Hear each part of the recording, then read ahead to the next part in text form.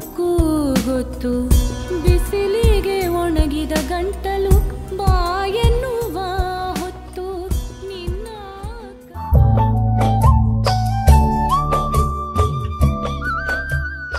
ऐतिहासिक और चरित्र औद्योगिक नगरी जालंधर में प्रभा केतान फाउंडेशन द्वारा आयोजक कलम की इस सुहानी शाम में मैं दिव्या कपूर सरदाना प्रभा केतान फाउंडेशन एहसास वुमेन प्रायोजक Shree Cement hospitality partner Radisson hotel Jalandhar और मीडिया पार्टनर दैनिक जागरण की ओर से आप सभी का स्वागत करती हूँ।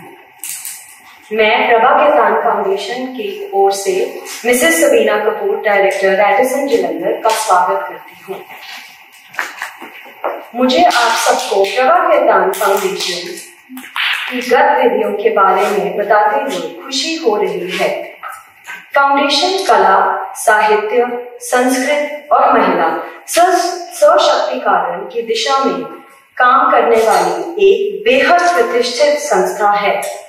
फाउंडेशन के कार्यक्रम और गतिविधियों भारत का दुनिया भर के 40 से भी अधिक शहरों में लगातार चलते रहते हैं। हम कलम के अलावा किताब, लफ्ज, एक मुलाकात, द राइटर्स सर्कल, सुर और साज तथा आखिर जैसे कार्यक्रम करते हैं। जहां तक कलम की बात है तो अपनी भाषा, अपने लोग के विचार को बढ़ावा देने वाला यह कार्यक्रम अब दुनिया भर में लोकप्रिय हो चुका है।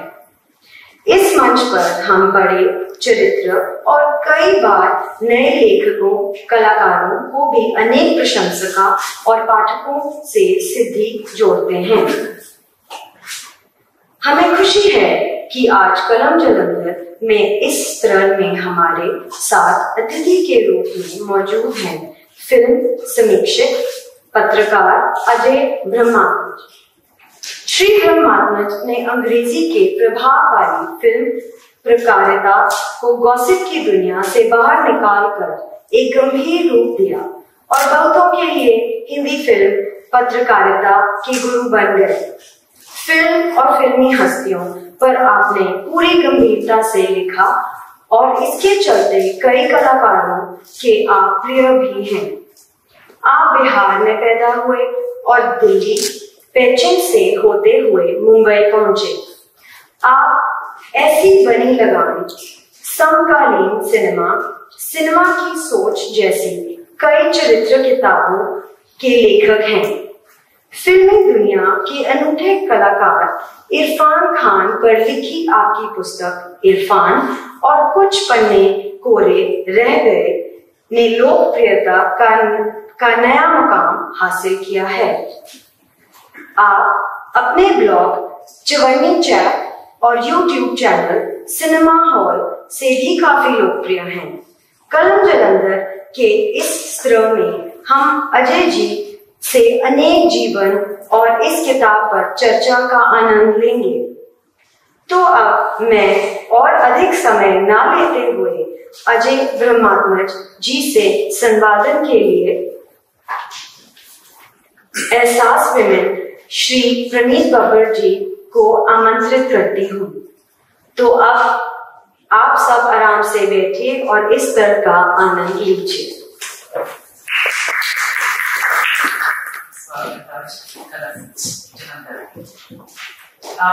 एक पहले इंटरव्यू में आपने बताया कि जब आप चाइना से लौटकर आए थे, एक आपने फॉर्म भरना था जहां इनकम का सोर्स लिखना था, तो आपने क्या लिखा? Wife. And Ajay ji's wife is here with us today. His source of income. So Ajay ji, that by my definition is most definitely what I call a life extraordinary. Really, it's been inspiring. Ajay ji, आप हमारे साथ अपने बचपन के दिनों के बारे में और आपके परिवार ने आपके फिल्म पत्रकारिता के सफर को कैसे सहयोग किया, इसके कुछ इंसाइट शेयर कर सकते हैं? बहुत सबसे पहले तो प्रभा केतान फाउंडेशन को धन्यवाद और आपका शुक्रिया कि आप तैयार हुए बातचीत करने के लिए। और सारे मेहमानों को मैं स्वागत करता हूँ। बोलने में कुछ ऊपर नीचे हो जाए तो माफ कोशिश करता हूँ, याद करने की कोशिश करता हूँ। मैंने अभी तक अपनी बायोग्राफिकल नोट नहीं लिखा, तो जो भी कुछ याद कहीं से रैंडमली आता है वो शेयर करता हूँ। बचपन मेरा जैसे आम बच्चों बिहार के किसी भी मिडिल क्लास फैमिली के बच्चे का होता है। मेरे फादर ट्रांसफरेबल जॉब में थे और मैं थोड़ा कह लें कि शैतान बच्चा था, समझ में नहीं आता था, थोड़ा सा इंडिसिप्लिन और इस तरीके से हो जाता है बच्चों के साथ, वैसा ही मेरे साथ भी हो गया। तो मुझे डिसिप्लिन करने के लिए और कि मैं पढ़ सकूं, पढ़ने पर ध्यान दूं, उसके लिए मुझे अलग अलग गार्जियनशिप में रखा गया। कभी चाचा के पास रखा गया, कभी हॉस्टल में रखा गया, कभी कहीं रखा गया, लेकिन इन सब बातों का कोई ज्यादा असर नहीं हुआ मेरे ऊपर। और फाइनली हमारे एक टीचर रामधारी सिंह दिवाकर, जिनका मैं बहुत आदर्श नाम ले रहा हूँ, और कुछ मेरे दोस्त जिनकी संगत हुई और उस संगत में मैं सुधरा और फिर एक पटरी पे आया और आज आपके सामने बैठा हूँ। इस बीच भी बहुत सारी चीजें हुई, घटनाएं कई सारी हुई हैं। तो फिल्म पत्रकारिता में आने का मैं थोड़ा कहने आजाद तबीयत का आदमी रहा हूँ हमेशा से, और परिवार के आदेश या परिवार क्या चाहता है इस पर बहुत ज्यादा ध्यान मैंने दिया। मैं क्या चाहता हूँ और मेरी क्षमताएं क्या है, मैं क्या कर सकता हूँ, वो मुझे एहसास होता रहा है, वो मैं करता रहा हूँ। उस हिसाब से जब मैंने परिस्थितियां तय करती हम तय करते हैं, और मेरा हमेशा मानना है कि हम आज जो है वो पिछले किए गए फैसलों का नतीजा है। तो हमने जब जो फैसले लिए अपनी लाइफ में उसी से हमारा आज बना हुआ है, तो कोई रिग्रेट तो कभी हो नहीं सकता, क्योंकि हम आज जो है वो हमारे फैसले का परिणाम है। तो कोई भी जो अफसोस करता है या वक्त को गाली देता है या पुराने पीढ़ी को गाली देता है, वो बेवकूफी है एक तरीके से। तो और जैसा मैं हमेशा कहता रहा हूँ कि जैसी भी स्थिति में जैसा भी माहौल है, वो आप काम करना चाहते हैं तो कर सकते हैं, आप कुछ करना चाहते हैं तो कर सकते हैं, और कुछ लोग सपोर्ट में आ जाते हैं, आपके खड़े हो जाते हैं, आपके बाजू पकड़ लेते हैं, आपको रास्ता दिखाते हैं। तो इस तरीके से मेरी लाइफ में हुआ है। फिल्म जर्नलिज्म में आने के पहले मैं पॉलिटिकल और पब्लिक इंटरेस्ट की राइटिंग करता था, एनवायरमेंट पे करता था, तमाम चीजें थी।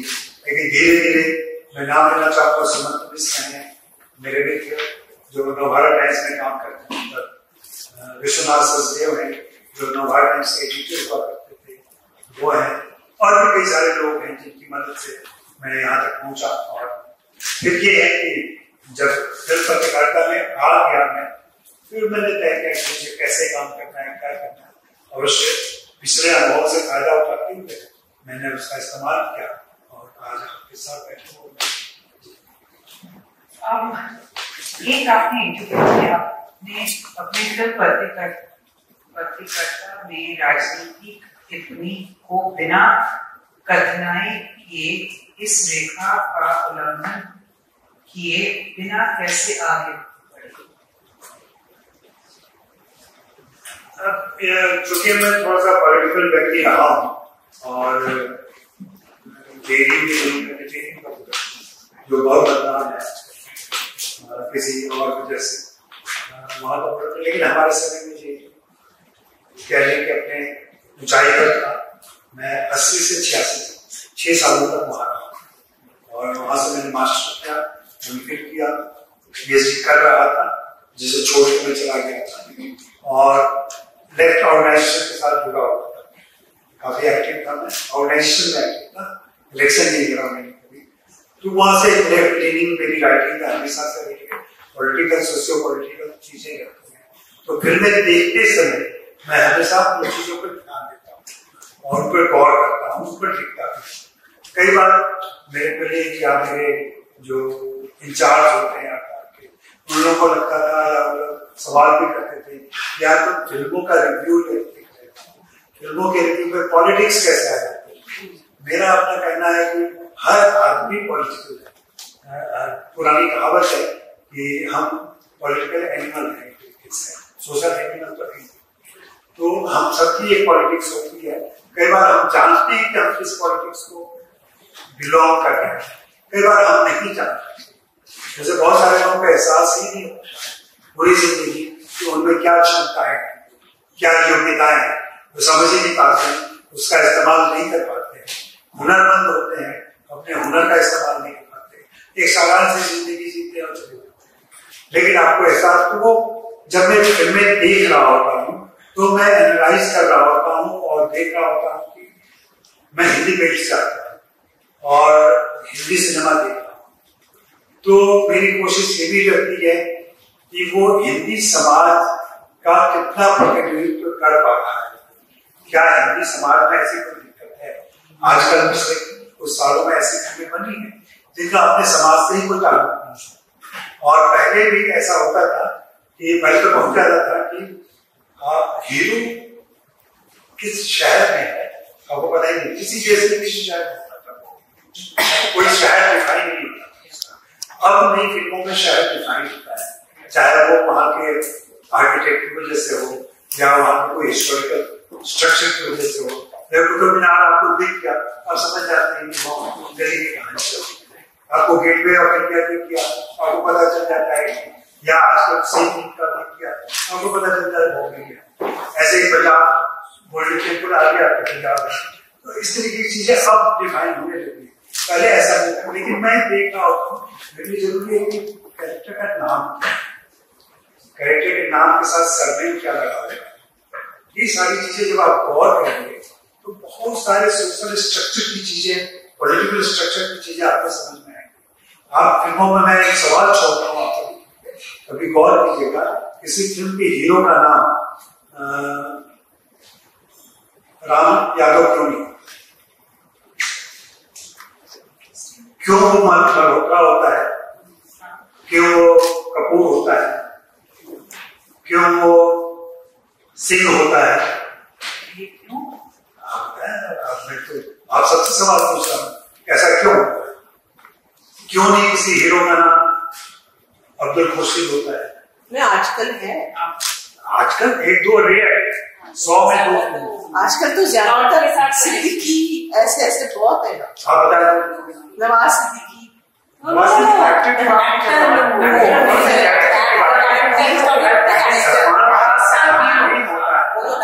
शाहरुख खान का नाम शाहरुख खान का नाम सलीम नहीं होता। मैं वो both image and acceptability. Image of image and acceptability. तो उसके इसी रीजन को, इसी कारण को समझना जरूरी है। जब आप आर्टिकल लिख रहे हैं, जब आप रिव्यू कर रहे हैं, तो ये सब बातें मेरे रिव्यू में कहीं कहीं आ जाती है। हाँ, लेकिन उसको कुछ लोग रीड कर पाते हैं, कुछ लोग समझ पाते हैं। मेरे सवाल भी कम ही लोग समझ पाते हैं। मेरी हिंदी इतनी अच्छी नहीं है। मेरी हिंदी इतनी अच्छी नहीं है। तो कोई बात नहीं, कोई बात नहीं। हिंदी अच्छी होना तो प्रैक्टिस की चीज है। क्या आप चाइना में दिखाए समय की आपकी राजनीतिक दृष्टिकोण पर कोई प्रमुख प्रभाव डाला था? नहीं, मैं उसके पहले से प्रभावित था। मैं लेफ्ट पॉलिटिक्स जैसा था, जेएनयू में रहने के दिनों में ही मैं लेफ्ट से जुड़ा हुआ था और आज भी वो वायरस है मेरे अंदर। तमाम असुविधाओं से बात नहीं, मैं लगभग सभी प्रमुख जगहों से अलग हूँ अभी। और आज का जैसा माहौल है उस पर हम बात नहीं करेंगे, तो उस हिसाब से मुझे कोई दुख नहीं है इसका। और वो है मेरे जैसे वो मेरा स्वभाव, मेरा मिजाज, तो वो अलग से मुझे लाना नहीं पड़ता है। क्या मैं थोड़ा लेफ्ट की बात करूँगी, आप कुछ लिखते हुए अपने आप और चीजों को देखने का नजरिया भी मुझे वहीं से मिला हुआ है। इसी वजह से मैं ज्यादा साफ देख पाता हूँ चीजों को मेरे हिसाब से। वो दूसरे के हिसाब से गलत भी हो सकता है। जैसे आजकल मैं सोशल मीडिया पर बहुत ही ट्रोल होता हूँ मैं, इस वजह से भी कि जो एक पॉपुलर सेंटिमेंट आजकल जैसे मुझे गदर 2 नहीं अच्छी, तो मैंने लिखा कि गदर 2 अच्छी फिल्म नहीं, और इससे डिसाइड नहीं कर सकते हैं। लेकिन कई लोग क्या होता है कि आपके अलग होने को स्वीकार नहीं करना, वो गालियों को कराता है। आजकल गालियां ज्यादा चलती है। 10 साल पहले ऐसी बात, 10 साल पहले लोग बहस करते अपनी बात करते हैं, आप अपनी बात करते हैं, और मेरा मानना है सभ्य समाज में असहमत होकर के हम लोग साथ में हैं, वो ज्यादा बड़ी बात है। जी I have a question. बाद में कैसे पड़ेगा सवाल है कि याद रखिएगा।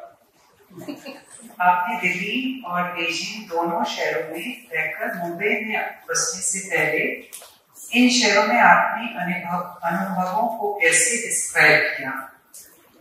ना सिर्फ अपने लिए बल्कि इन्होंने आपके परिवार के जीवन को कैसे प्रभावित किया?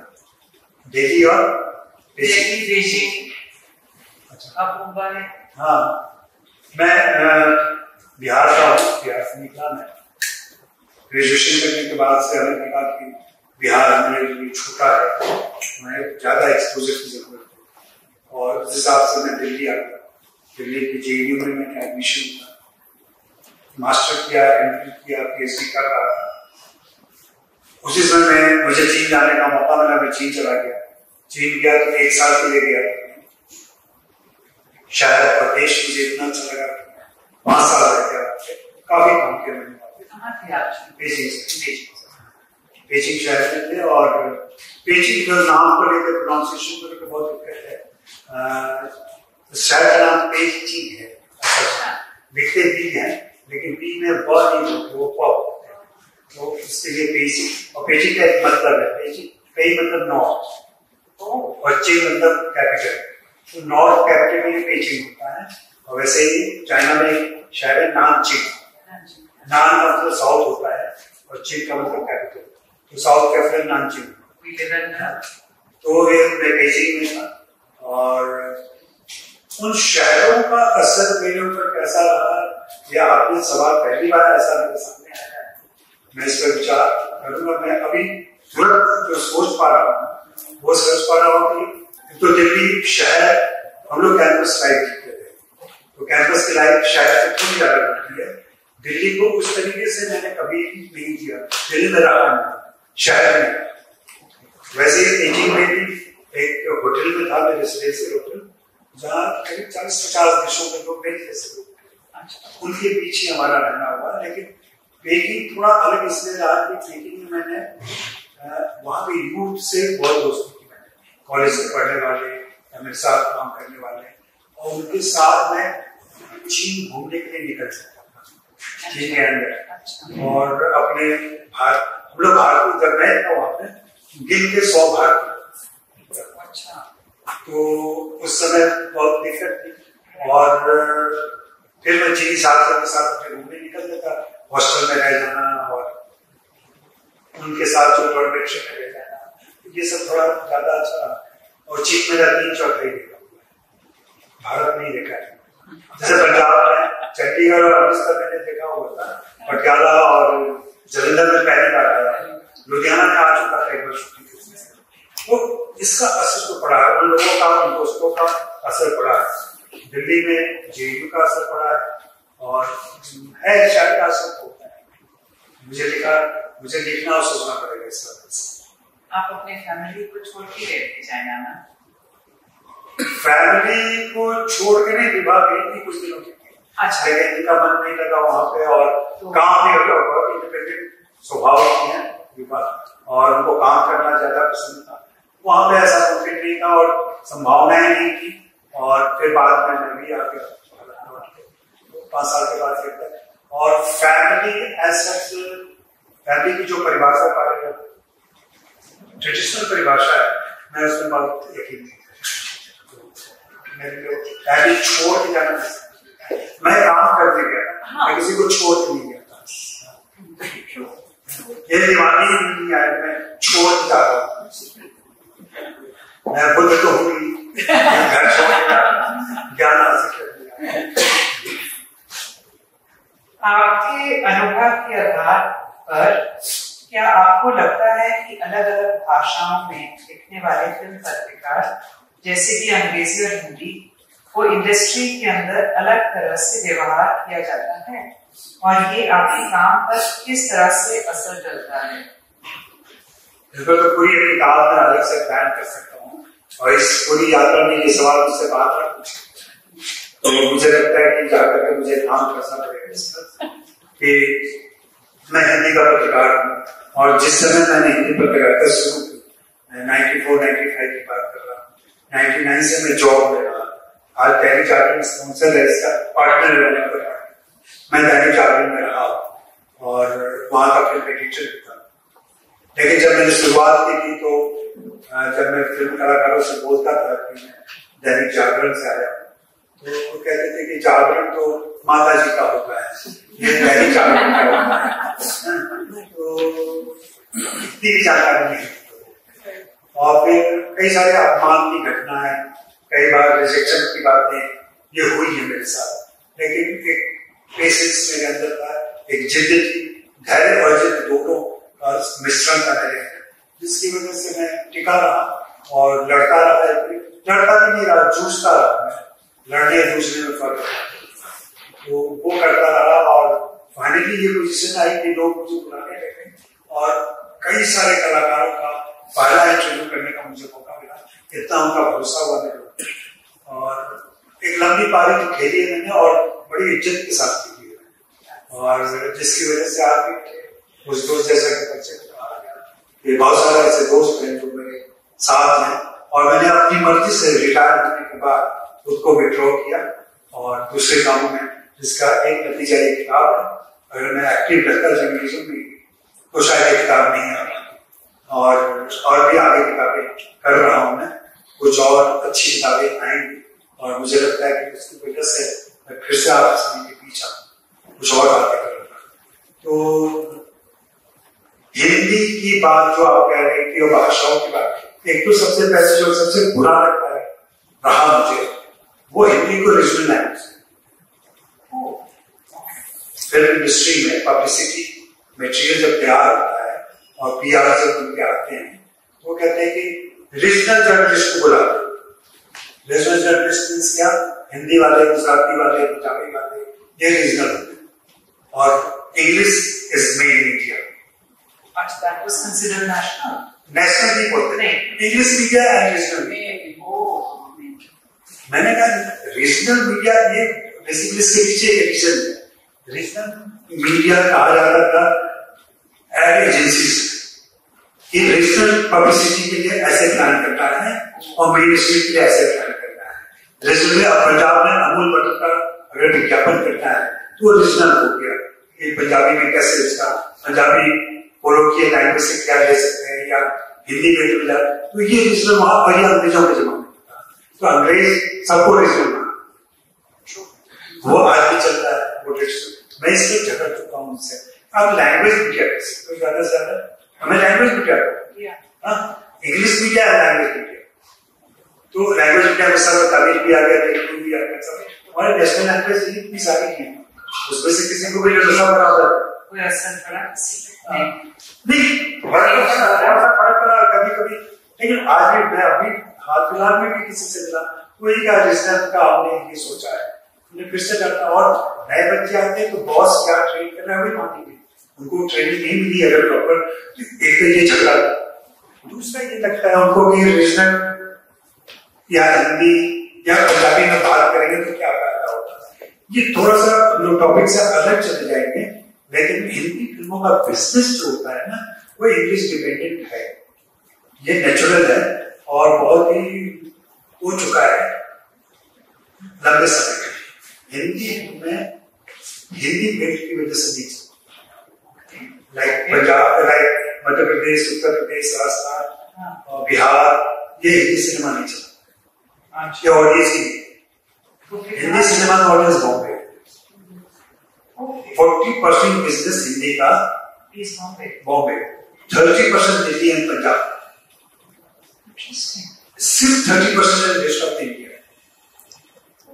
और उसमें अब बेंगलोर हो गया है मेन, बेंगलोर बहुत बड़ा मार्केट हो गया है हिंदी का।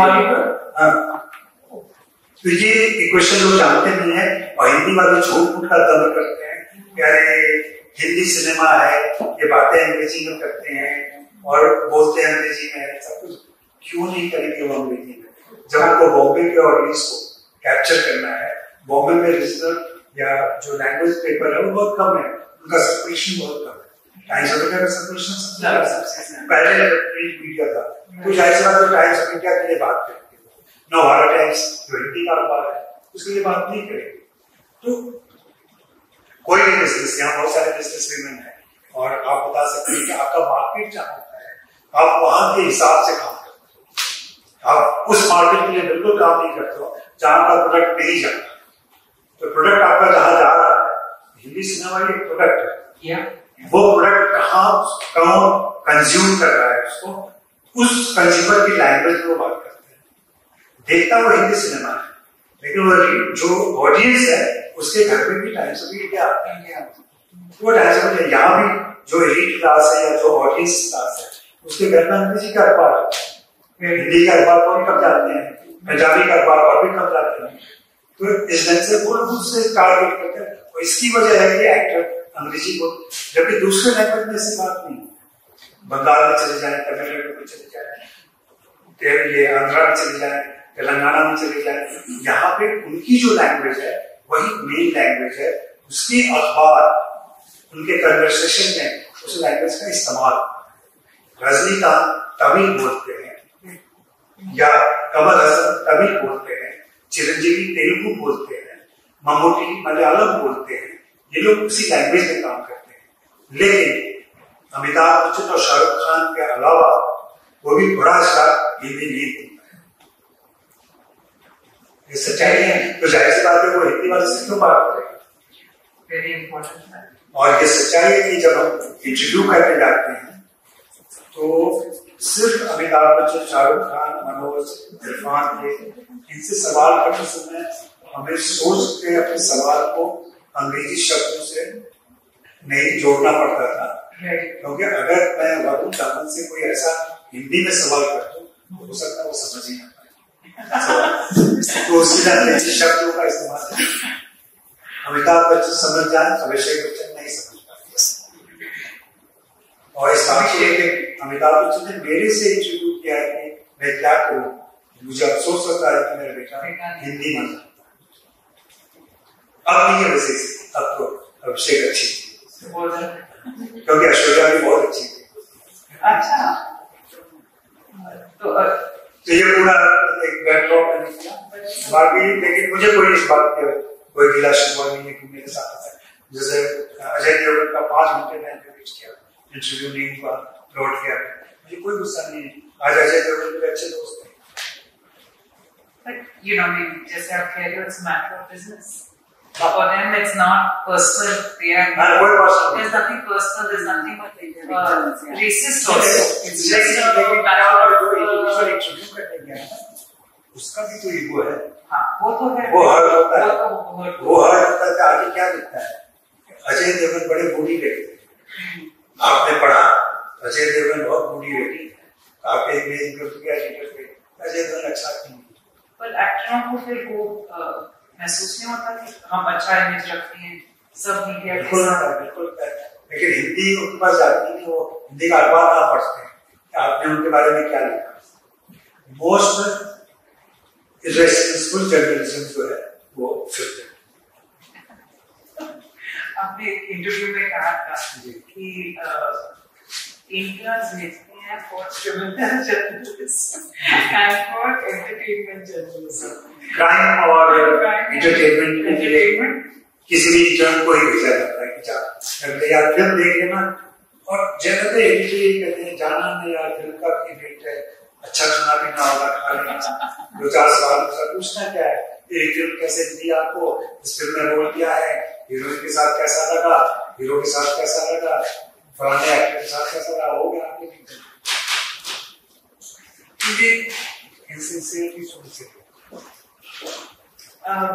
इंडस्ट्री को करीब से देखने के बाद क्या आपके पास कुछ ऐसी राज है जो लोग अक्सर बॉलीवुड के बारे में सोचते हैं या फिर उन्हें कुछ गलत फहमी है?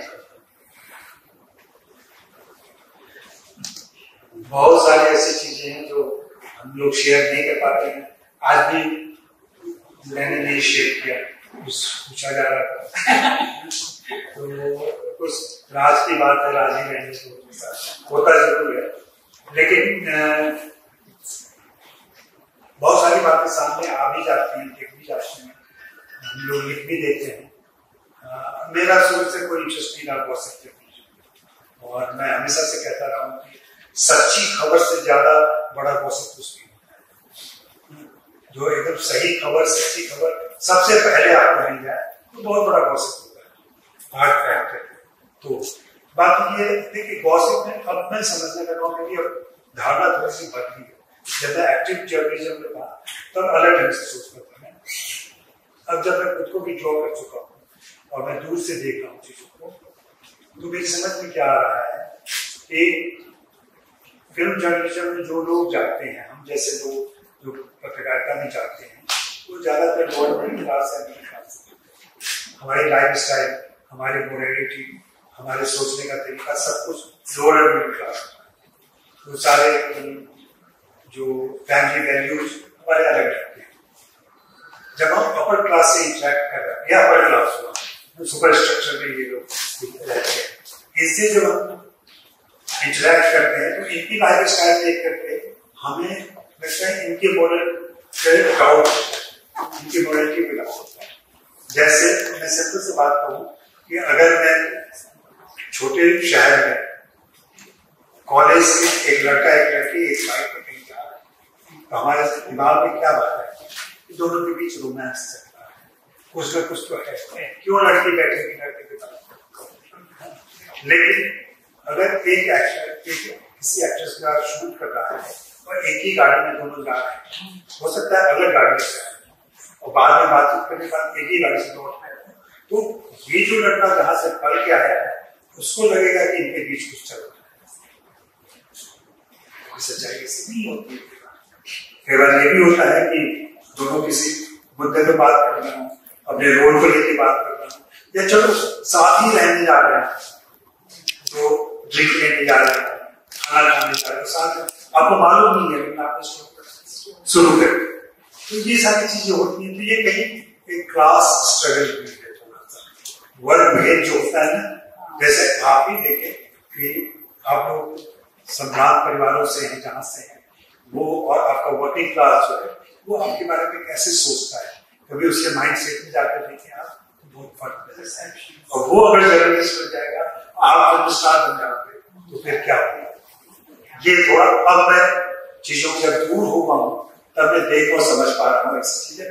और चूंकि मेरी लाइफ में उस तरह की मोरालिटी और उस तरह की चीजें थोड़ा एक्सपोजर ज्यादा रहा मेरा, मैं बाहरी दुनिया से परिचित रहा, मेरी पत्नी वैसी रही और तमाम लोग ऐसा रहा, तो मेरे अंदर वो संकीर्णता नहीं लोगों को देखने समझने की, इसलिए शायद उनसे दोस्ती हो पाई, क्योंकि मैं उनको जजमेंटल में बिल्कुल नहीं, किसी को भी मेरे जजमेंट नहीं पास करता कि वो ऐसा क्यों कर रहा है या उसे ऐसा नहीं करना चाहिए, ये मैं कौन होता है।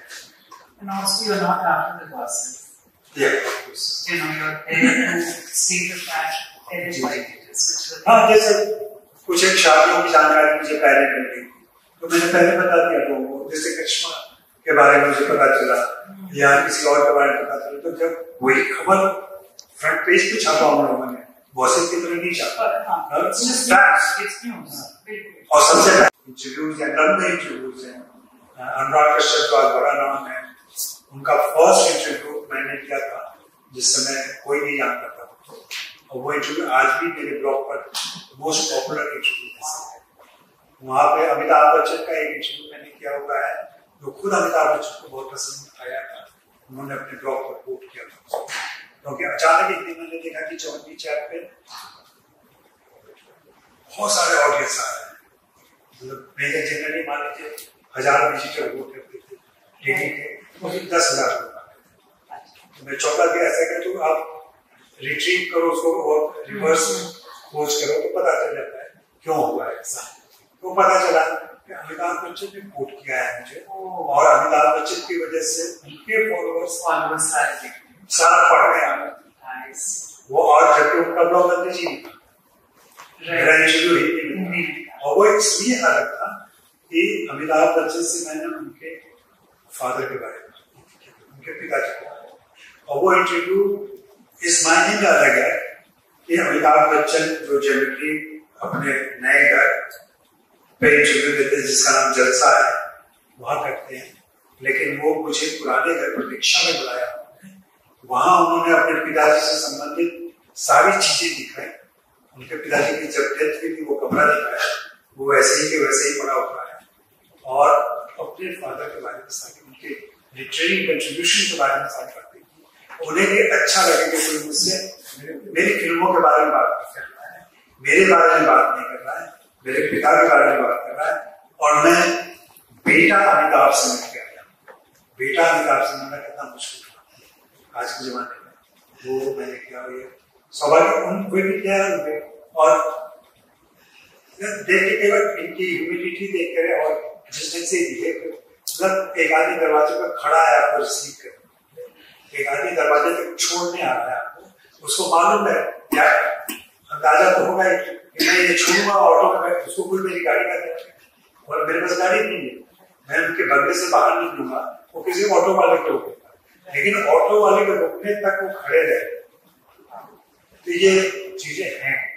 और ये अमिताभ बच्चन जो कि सुपरस्टार, हम कहने के लिए कह देते हैं, देखने के लिए कहते हैं कि अरे क्या है, मनचले हैं, बदतमीज हैं, कैसे बिहेव करते हैं, क्या लिखते हैं, क्या बोलते हैं, लेकिन है तो इंसान। Very true. मैंने कहीं पढ़ा था कि आपके करियर को ये रूप देने के लिए आप किन्हीं दो अमिताभ के बारे में चर्चा करते हैं। क्या आपको फिल्म पत्रिका बनाने के लिए इनसे प्रेरणा मिली? किससे?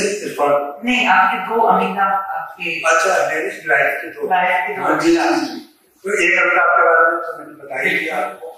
दूसरे अमिताभ बच्चन जो मेरे बचपन के दोस्त हैं, बचपन मेरे ग्रेजुएशन के समय के दोस्त हैं, उनका नाम अमिताभ बच्चन, और ये तब से है जब अमिताभ बच्चन, उनकी पैदाइश की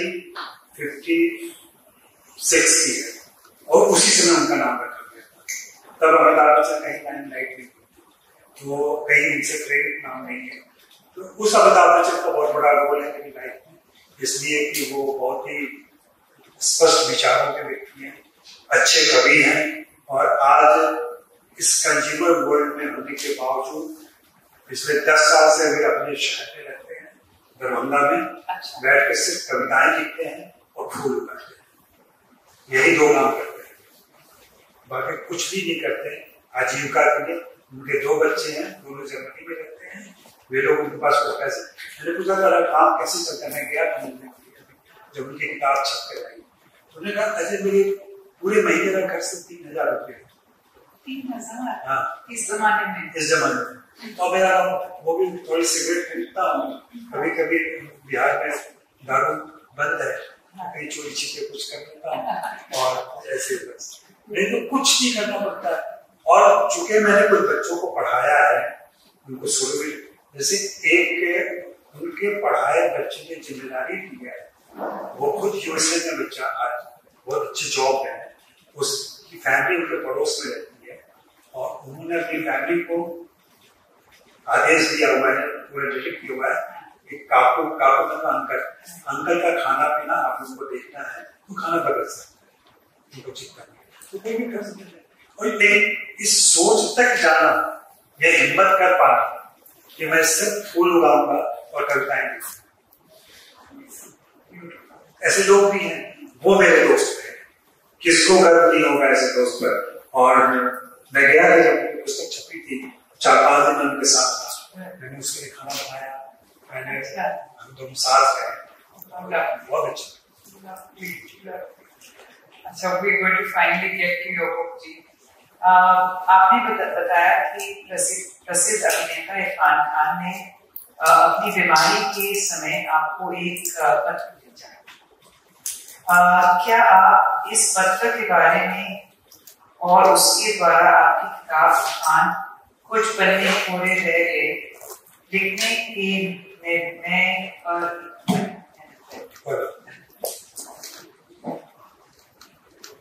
कैसे प्रभावित हुए, इसके बारे में और गहराई से बताएं। इरफान से मेरा परिचय, जैसा कि मैंने किताब के भूमिका में भी लिखाया, आप पढ़ेंगे तो पाएंगे, जब इरफान मुंबई आए तभी से मेरा परिचय हो गया।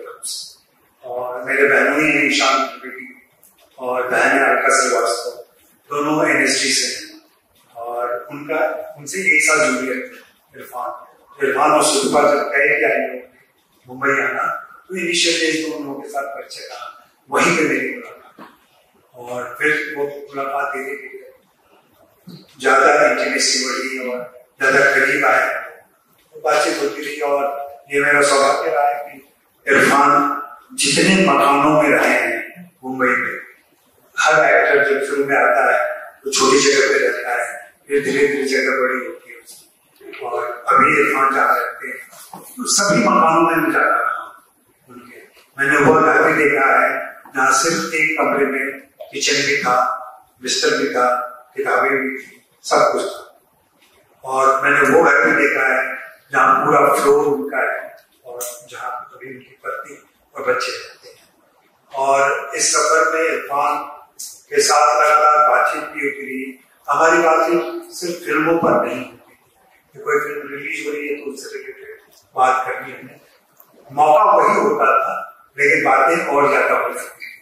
और 2-3 बातें तो इसमें ऐसी भी हैं जो जिसको मैंने नाम दिया अनौपचारिक बातचीत या ऐसे, तो उसमें बहुत सारी बातें आई। तो इरफान से बातचीत करने में जो पढ़ चुके हैं इस किताब को, मैंने तब तो ख्याल नहीं किया था, लेकिन मैंने एक क्रम रखा है, जो पहले हुआ उसको पहले दिया है, जो बाद में हुआ उसको बाद में रखा है।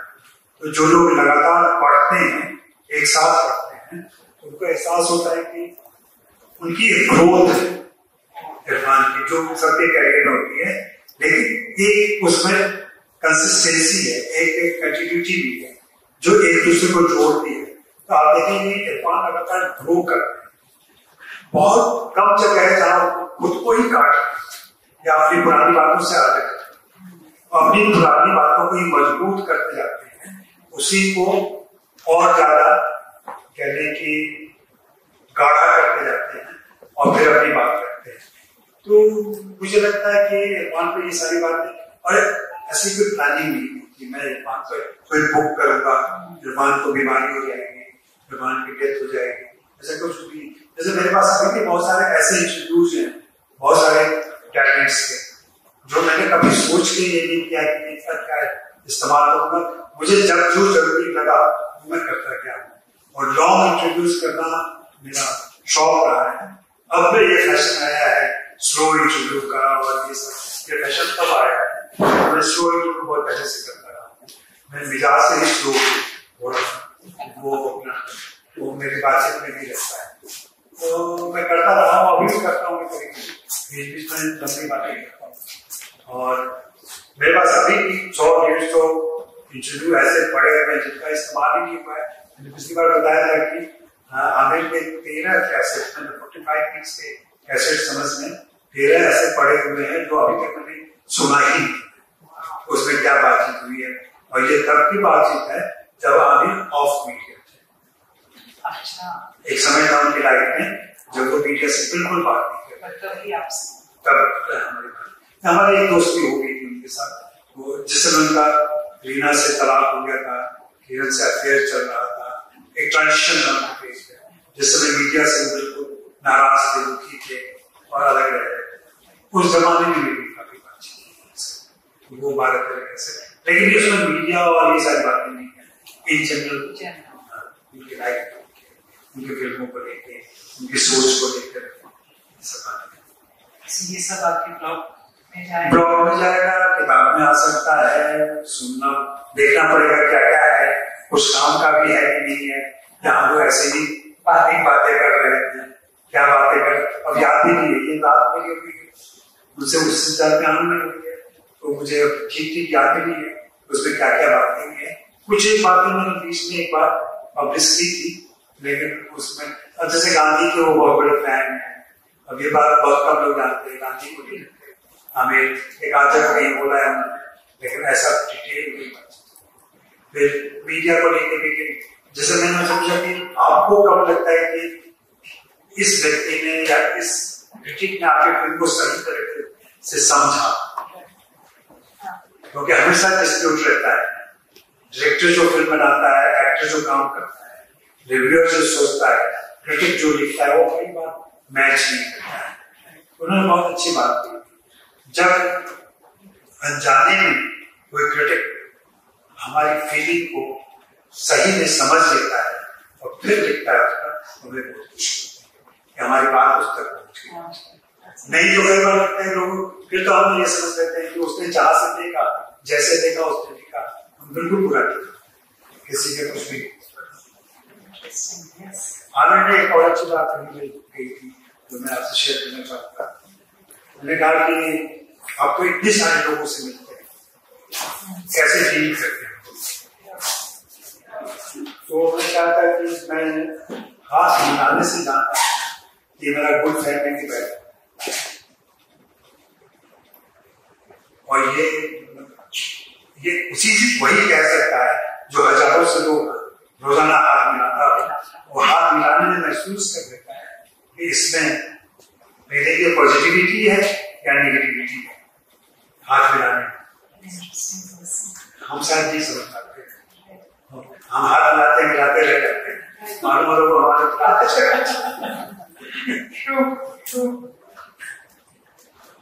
इरफान खान के लिए जाना जाता था कि वो एक राजदार व्यक्ति थे। क्या आप हमें उनके व्यक्तित्व के बारे में रोशनी डाल सकते हैं? मुझे लगता है राजदार उनके लिए रहे में जो उनसे इंटरेक्ट नहीं कर पाए या ढंग से बातें नहीं कर पाए, कुछ नहीं पाए।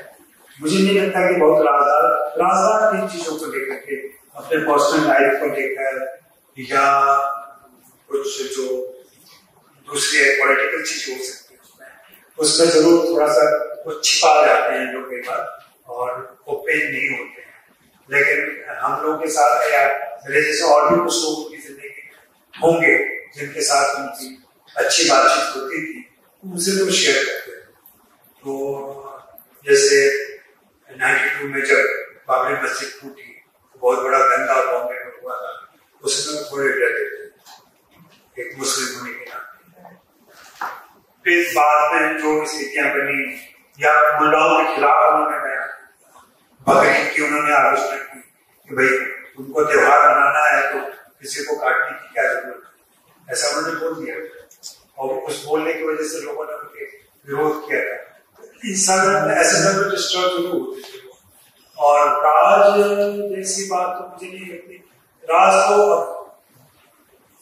बड़ा मुश्किल है इसको बता पाना कि क्या राज लेके हुए चले और क्या, क्योंकि सुपा से मेरी बात हो रही थी। सुपा ने कहा कि मेरी जिंदगी का सबसे बड़ा दुख ये है कि जब वो गए मैं के पास, और अगर आप एक पुराना गाना याद करें कोई, जिसमें है कि वो गाने का बोल मैं भूल रहा हूँ, जिसमें आता है कि अंतिम समय में वो कुछ तो सोचा होगा उसने, कुछ तो कहना चाहा होगा उसने, और कौन सा देश जहाँ पे चले गए। उसमें बहुत भावुक पंक्तियां आती है, मौत का कितना अच्छा स्तर किसी और ने नहीं किया है। जब मौत हो रही, वो क्षण जो होता है उस समय मरने वाले के दिमाग में क्या क्या ख्याल आते हैं, उस राइटर ने सोचा है। तो कुछ वैसा ही हुआ होगा जब सुल्तान नहीं, जैसे ही बाबिल को लगा कि पापा जा, बाबिल ने लिखा है कि इरफान ने उनसे कहा कि मैं जा रहा, तो बाबिल ने कहा नहीं आप नहीं जा सकते। तो इरफान मुस्कुराया और बचा।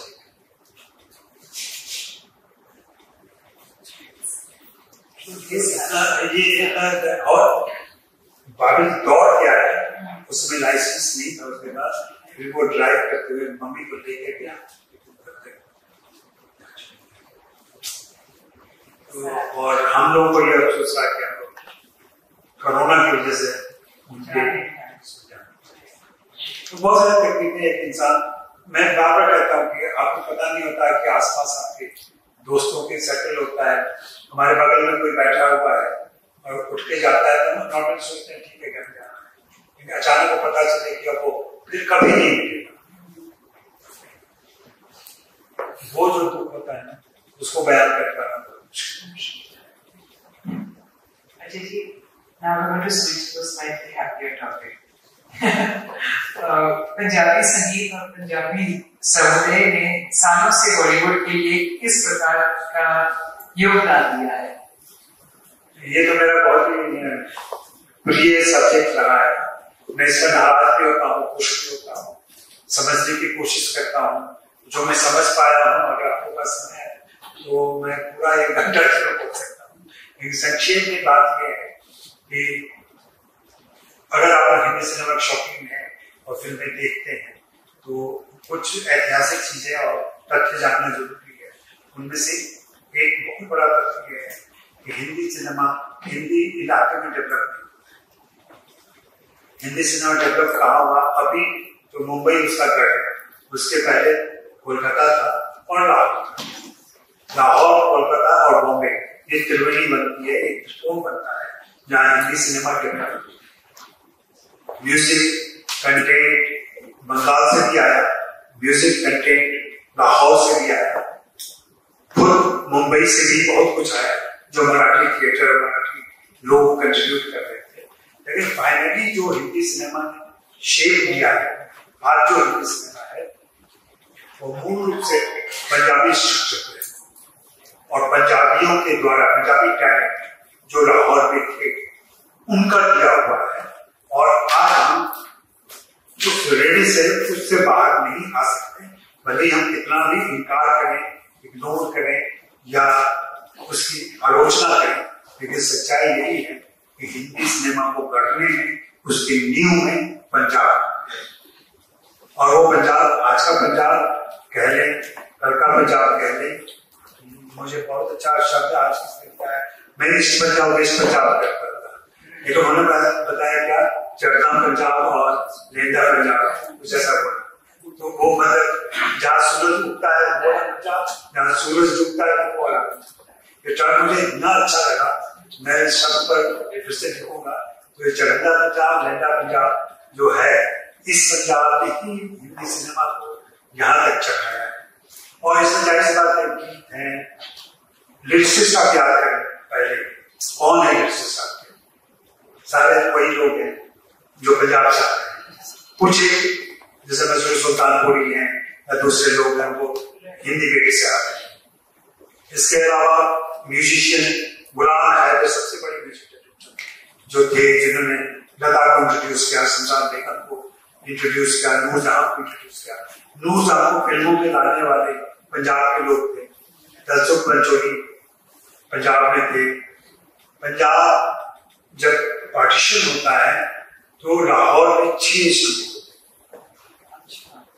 और 6 स्टूडियो के ऐतिहासिक दुर्घटना है, उन सभी स्टूडियो के मालिक हिंदू थे।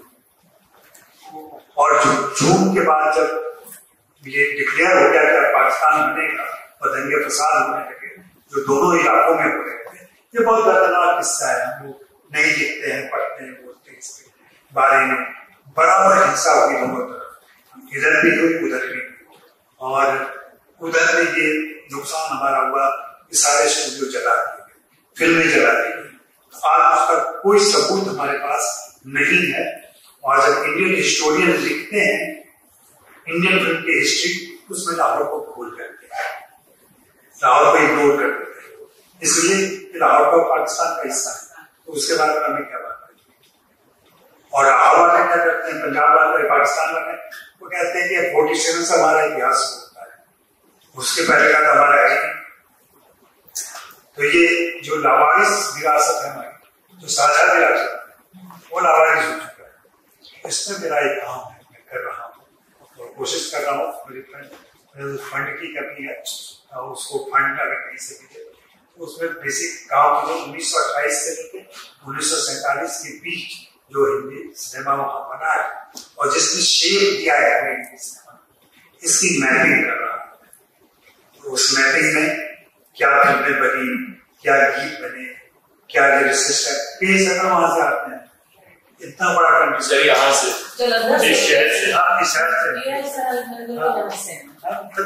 पंजाब की, पंजाब की, और इन्होंने लाहौर से काम शुरू किया, चूंकि लाहौर की तो सारे लोग लाहौर है।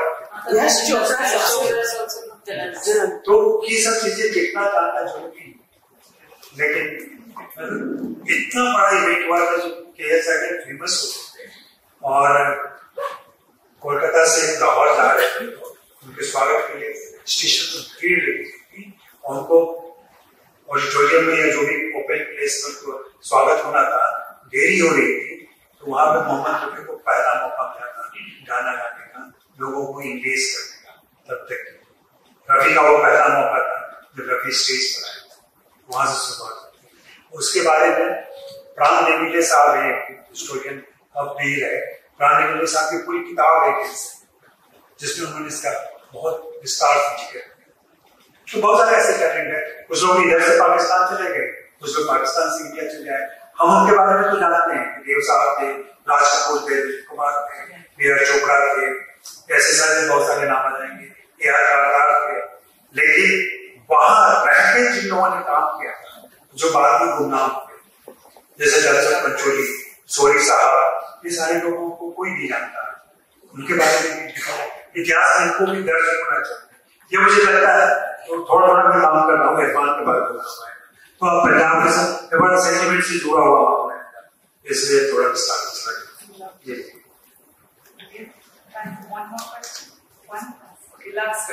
सॉरी। अजय जी, लोग नियमित रूप से इंटरव्यू लेते हैं, क्या आप अपने इंटरव्यूइंग की कला के बारे में हमें अपने दृष्टिकोण शेयर कर सकते हैं? बहुत सिंपल सा, मैं शुरू से ये मानता रहा हूँ कि आप जिसका भी इंटरव्यू लेने जा रहे हैं उसके बारे में थोड़ी जानकारी आपके पास होनी चाहिए, बेसिक डिटेल्स तो आपके पास होनी चाहिए। कि अगर मैं फिल्म कलाकार से बात करने जा रहा हूँ, उनकी फिल्मों के नाम मालूम हो, उनके कैसा काम रहा है वो मालूम हो। दूसरा, मैं सबसे ज्यादा जरूरी मानता हूँ कि आप सब्जेक्ट से एक रिस्पेक्ट वाला रिश्ता रखना चाहिए। सब्जेक्ट आपसे उम्र में छोटा भी हो सकता है, जैसे अब तो मैं जिस उम्र में हूँ उसमें ज्यादातर एक्टर मुझसे छोटे हैं, लेकिन बावजूद इसके मैं ऐसा नहीं धौस जमाने जाऊँ कि मैं तो ज्यादा जानता हूँ तुमसे, तो उनके प्रति एक रिस्पेक्ट होनी चाहिए, वो हो। उसके अलावा फिर तो बातचीत के क्रम में चीजें निकल के आती हैं कि कैसे क्या आप सवाल करते हैं। और मैंने महसूस किया है, कई लोगों के साथ महसूस किया है कि एक तार जुड़ता है कहीं न कहीं जा करके, जो लाइव वायर होता है उसके वजह से करंट पास होता है, फिर मालूम होता है कि आप जो भी पूछ रहे हैं उसका जवाब दिया जाता है। लेकिन वही शाहरुख और अमिताभ बच्चन जैसे सब्जेक्ट है, आप उसे कोई भी सवाल बेहिचक कर सकते हैं, या उनकी मर्जी है, उस सवाल को कितनी खूबसूरती से वे टाल देते हैं, आपको पता नहीं चलता। लेकिन कुछ लोग हैं कि वो कह देते हैं क्या बेवकूफी वाला सवाल, वही रिपीटेड सवाल पूछ रहे हो। अमिताभ बच्चन को मुझे याद है, आज के जमाने में नहीं, 20 साल पहले एक बार बताया था उनके मेकअप आर्टिस्ट ने कि आज सर ने 56 इंटरव्यू किए और 56 के 56 लोगों को अलग अलग इंटरव्यू किए। तो ये कला सब्जेक्ट में भी होती है, सिर्फ इंटरव्यूअर भी नहीं होती है, उनकी अपनी क्षमता है। आज मैं बता रहा था शाहरुख खान तो मजाक में पूछ लिया करते थे कैसा इंटरव्यू, अच्छा मतलब आपको इंटरेस्टिंग इंटरव्यू बनाना है, सीरियस इंटरव्यू करना है, फिर ये भी पूछ लेते थे कि कितनी देर का इंटरव्यू करना है, 15 मिनट, 20 मिनट, 2 घंटे। तो उस हिसाब से फिर वो बातचीत शुरू करेंगे, उतनी डिटेल में जाए। आप 15 मिनट का इंटरव्यू करना है कर लीजिए, आप बहुत सारी बात कर लीजिए। आपको 2 घंटे का इंटरव्यू करना है वो भी कर लीजिए, उसमें भी सारी बात है। लेकिन ये टाइम बहुत कम सब्जेक्ट्स में हो रहा है, तो वो एक जरूरी है मानना। और अपने पेशे से आपको प्रेम है तो आप कर लेते हैं काम। इंटरव्यू अलग से इल्हाम नहीं होता है किसी का, और हाँ तैयारी भी करके तो जाना ही चाहिए। आपके पास सवाल लिखे होने चाहिए, इतना अच्छा आपने सवाल सारे लिखे तो आपको ऐसे बात तो होगी ना जी, आज तो होगी जी। बिल्कुल, आपने बहुत सारे नए सवाल पूछे और ये अच्छी बात है, और मुझे भी बोलने का बताने का मौका मिला। और ऐसे ही हमारे जो फिल्म इंटरव्यू होते हैं उसमें वे लोग भी वैसे खुश होते हैं। जैसे मैं शुरू से कहा था, मैं कई बार यहाँ भी बोल चुका हूँ कि 10 मिनट का समय मैंने लिया था, 1 घंटे बातचीत की, फिर उस सब्जेक्ट में याद रखना। क्यों? क्योंकि मेरे सवाल वैसे तो हमेशा अपने सवाल ही आपको, लोगों के नाम चेहरे कहाँ याद रहेंगे, एक एक्टर को कहाँ याद रहेगा जो दिन भर में 40 सीन शुरू कर रहा है, उसको कहाँ याद रहेगा कि लेकिन 2 बार आपके सवालों से याद रखना है। वो आदमी ऐसा आदमी था, मुझे याद है गजनी फिल्म आई थी ना जिसमें शॉर्ट मेमोरी को देखी, उसमें हमें एक PR स्टंट किया था। उसने सारे पत्रकारों के नाम बताए थे जो लोग उनसे मिलने वाले थे, और उसने सारे पत्रकारों को चिट्ठी लिखी कि उससे मुलाकात उसकी कैसे हुई पहली बार।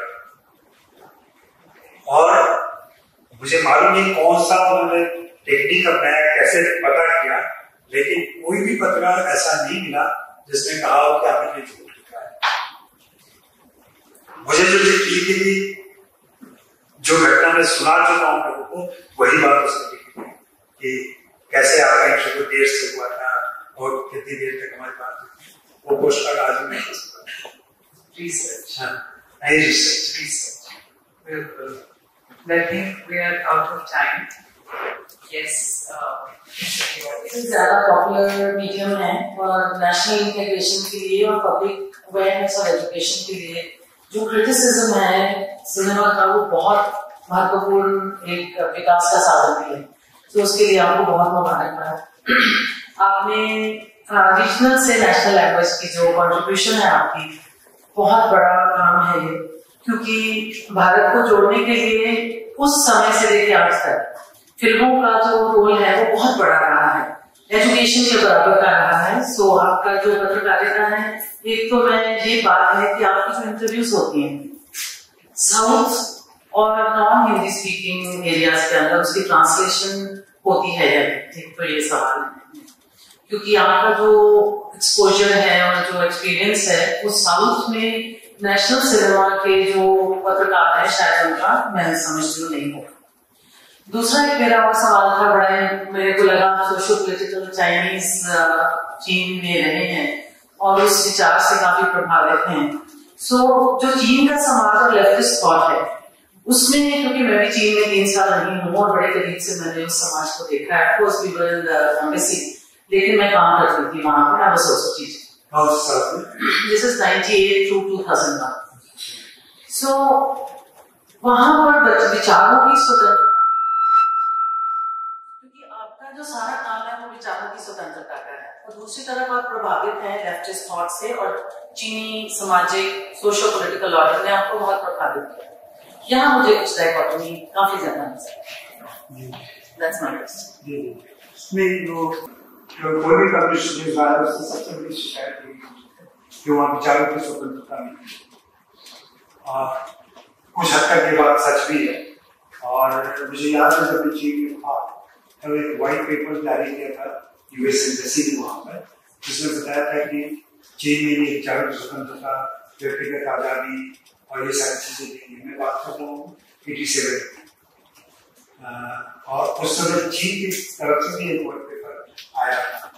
उसने ये कहा था कि हमें हमारे पॉपुलेशन को खिलाना पिलाना ज्यादा जरूरी है, उसके लिए 2-4 विचार मुझे दबा देने पड़ेंगे तो मैं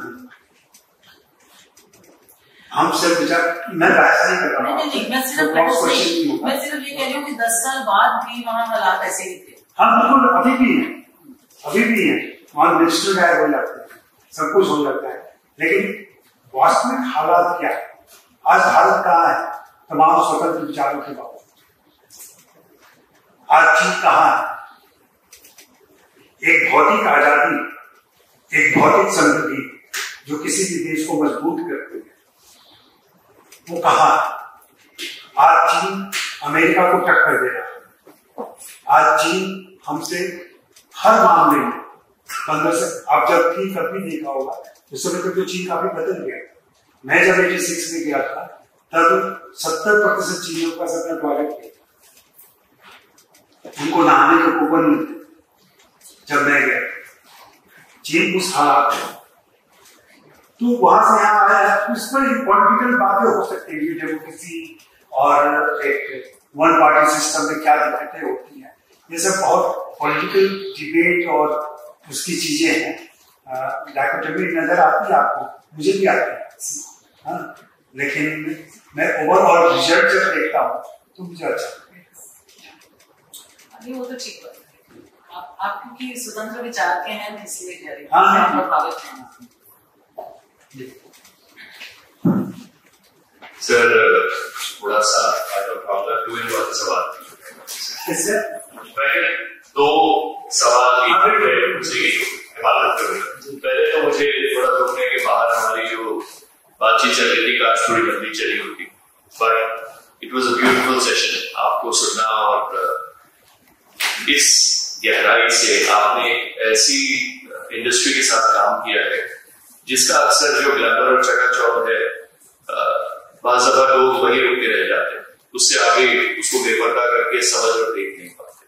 सो पहला सवाल तो ये है कि आपने हल्का सा हिट किया था कि जैसे सिनेमा में अब धीरे धीरे कुछ प्रगति हमें कुछ दिशाओं में नजर आ रही है कि आज अगर लखनऊ की बात होती है या किसी और छोटे शहर का जिक्र आता है और वहां पे किरदार को पेश किया जाता है तो बखूबी उसमें घर, उसकी सोशियो इकोनॉमिक कंडीशन, हर चीज को बखूबी रिसर्च करके ऑथेंटिकेट किया भी जाता है और दर्शाया भी जाता है और लोग मानते हैं हाँ भाई वहां ऐसे ही मिडिल क्लास के लोग हैं जिनकी जिंदगी को दर्शाया जाता है।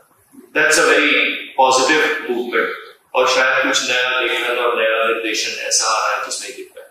दूसरी तरफ मुझे फिक्र इस बात की, जो एक चीज हमने अभी छेड़ी नहीं वो है OTT प्लेटफॉर्म। उसके आने से मुझे अवगति लगती है, आप इसके ऊपर कमेंट कीजिए, क्या ये प्रगति है कि सडनली गाली गलौज, वायलेंस, गोरी एंड एक्सट्रीमली डिस्टर्बिंग इमेजरी और उसको हम अपने समाज का, आज का, अगर सिनेमा समाज का प्रतिबिंब है तो क्या वाकई समाज में इतनी अवगति हो रही है कि वो जो दिखाया जा रहा है और बहुत ज्यादा बढ़ा चढ़ा के अपनी नई लहर चल रही है। अब कल की खबर थी 22 साल के किसी नौजवान को 2 लड़के जो परसों ही पिछले हफ्ते 18 के हो गए, उन्होंने उसे गोली मार दी और उनकी इंस्पिरेशन थी Mirzapur. The glorification of violence which is coming is impacting the younger generation। तो पहले तो ये OTT के ऊपर थोड़ा सा आपका क्या विचार है, बिकॉज आज हर फिल्म, हर वेब सीरीज जो है इस नजरिए से आपने बताया प्रोडक्ट है, तो उस प्रोडक्ट को बनाया वैसे जाता है कि ये OTT के लिए है, इसकी एक कंज्यूमर मार्केट है, तो how far is it correct the direction that we are moving in? And secondly, आपने बहुत इंटरेस्टिंग अमिताभ जी और हरिवंश राय बच्चन जी की बात की, उनकी मधुशाला इज अ मास्टरपीस। और अमिताभ बच्चन मैंने नोटिस किया था बहुत अरसा तक अपनी पोस्ट में उस पर लिखते रहे और बहुत खूबसूरत लिखते रहे, but unfortunately the writer Amitabh has never been acknowledged, whereas he is a far better writer according to me, because फिल्मों में तो बहुत हद तक आप डायरेक्टर के साथ काम करते हैं, but the expression that he brings to his writing and the depth with which he understands his father's work, वो एक अलग ही पहलू है। इरफान जी पे आपने काम किया, there are other people like Nasiruddin Shah साहब, so many others। क्या आपको लग रहा है कि आजकल की मॉडर्न जनरेशन में वैसे एक्टर उभर पाएंगे? We've seen a very different kind of parallel cinema 20 years ago। आजकल का parallel cinema बहुत अलग है। तो ये 2 चीजों पर थोड़ा सा थैंक यू। मैं मुख्य रूप से OTT और उसकी लैंग्वेज में बात कर सकता हूँ। और अभी जो आपने कहा कि क्या इरफान और नसीब की लेगेसी आगे जाएगी या उस तरीके से काम करेंगे, ये 2 सवाल मैं मुख्य रूप से पकड़ता हूँ। मेरी अपनी पर्सनल लाइफ किसी डिफेंस की इंडस्ट्री के डिफेंस में तो बिल्कुल नहीं जाता, लेकिन मेरा अपना मानना है कि जो गाली गलौज है, जो सेक्स है, जो वायलेंस है, जो OTT के जरिए आया है, वो परसेंटेज बहुत कम है। जो टोटल अगर OTT पे हम लोग साल में कम से कम 40 से 50 शोज देखते हैं, जो हमारा जॉब है, मैं फिल्म क्रिटिक्स गिल्ड का मेंबर, और वहां छठ के मेरे पास 15 वेब सीरीज आते हैं जो हमें देखना होता है। मेरे पति गवाह है, उनके साथ ही मैं देखता हूँ वो सारी वेब सीरीज, और हमने उन सारे छठे हुए वेब सीरीज में कि गाली गलौज की मात्रा या सेक्स की मात्रा या वायलेंस की मात्रा का परसेंटेज फिल्मों से कम है। फिल्मों में उससे ज्यादा वायलेंस, गाली गलौज और सेक्स दिखाया जाता है। तो ओटीटी चूंकि हमारे घरों में आ रहा है, दिक्कत कहाँ हो रही है कि हम अपने घरों में डिसिप्लिन नहीं, हमारे बच्चे हमारे साथ वो प्रोग्राम देख रहे हैं क्योंकि हमने बच्चों को उस तरीके से पाला नहीं हमें क्या देखना है और तुम्हें क्या देखना है। मेरे अभी एक यंग कपल मिले, उन्होंने जब बताया तो मुझे इतनी खुशी हुई। उन्होंने कहा कि मेरे बच्चे सिर्फ सैटरडे संडे को टीवी देखते, नहीं तो अपने कमरे में काम कर रहे थे, पढ़ रहे थे, और हम वेब सीरीज देख रहे थे, वो नहीं आती। तो ये ट्रेनिंग आपको देनी पड़ेगी। और अब तो हर एक वेब सीरीज के साथ उम्र लिख के आए, 12 साल, 15 साल, 18 साल, कितने साल के बच्चे के लिए, कितने साल की उम्र के लिए। तो ये हम अगर पालन नहीं कर पा रहे हैं, इसका दोष व्यक्ति पर नहीं है। अब तो सर्टिफिकेट एडल्ट के साथ A+ का भी आ रहा है, जहां पे एडल्ट कंटेंट भी इतना हाई होगा, जहां पे वो बता रहे हैं कि ये A+, तो आपको ऐसे फिल्म के लिए तैयार होकर जाना पड़ेगा। तो एक तो ये बात है। दूसरी, ओटीटी अभी एक नई आजादी ही है, जहां सेंसर नहीं है लोगों के लिए। वो सेंसर नहीं होने पर कई सारे मेकर्स से हमारी बात हुई, उन्होंने कहा कि पहली बार तो हम लोग को मौका मिल रहा है कि हम अपनी बात, अपने कैरेक्टर को लेके आ सके। वैसे कैरेक्टर सोसाइटी में एग्जिस्ट करते हैं, लेकिन हम उनको फिल्मों में नहीं ला पाते थे क्योंकि वहां एक सेंसर से काम करता है। वो खुल के बोल नहीं पाते थे, खुल के वैसे रिलेशन में नहीं आते। तो ये मुझे आजादी मिली है, इस आजादी को हमें तो क्रिएटिवली इस्तेमाल करना है। उस क्रिएटिविटी में सवाल कुछ एक खास तबके के लोग कर रहे हैं। जैसे तांडव को लेकर जो विवाद था, वो बहुत ही गलत विवाद था, आप भी मानेंगे, दूसरे लोग भी मानेंगे। तो इस दिन के ऑब्जेक्शन जो आते हैं ना, मुझे नहीं लगता कि बहुत जायज है या बहुत जनरल एक ऑब्जर्वेशन है कि हाँ हिंसा है। जब मैं नाम, जैसे आपने उदाहरण दिया कि मिर्जापुर की वजह से ऐसा हुआ, लेकिन फिल्म वाले ही बार बार कहते हैं ऐसा कि हमने तो बहुत सारी अच्छी फिल्में बनाई, उसका उसकी नकल क्यों नहीं हुई? क्यों सिर्फ वायलेंस की नकल हो पाई? क्यों सिर्फ पॉकेटमारी की नकल हो पाई? हमने तो राष्ट्रीय एकता की बात कब से की है? तू हिंदू बनेगा ना मुसलमान बनेगा, इंसान की औलाद है, इंसान बनेगा। तो आज गाया जा रहा है तू इंसान की औलाद है, लेकिन बाद में हिंदू और मुसलमान बनेगा। समाज कहाँ जा रहा है, कैसे देख रहे हैं आप लोग, ये सब भी जानना जरूरी है। रही बात लेगेसी की, तो मुझे याद है कि मैंने शाहिद फिल्म देखी, शाहिद राजकुमार राव की फिल्म है, और शाहिद फिल्म देखने के बाद मैंने इरफान को फोन किया था कि देखो तुम्हारा आ गया जो तुम्हारी कुर्सी छीन सकता है, राजकुमार राव के बारे में। उन्होंने कहा कौन है, क्या है? उन्होंने फिल्म नहीं देखी, उन्होंने फिल्म देखी और सब कुछ तारीफ। इरफान में ये खूबी थी, ऐसे ही सुशांत सिंह राजपूत की जब पहली फिल्म आई थी, तब जब मैंने बताया उसको सुशांत जैसा एक एक्टर आया था, क्या होता है फिल्म में हम तो जल्दी देख लेते हैं एक्टर। फिर से मैं अपना नमस्कार कर रहा हूँ।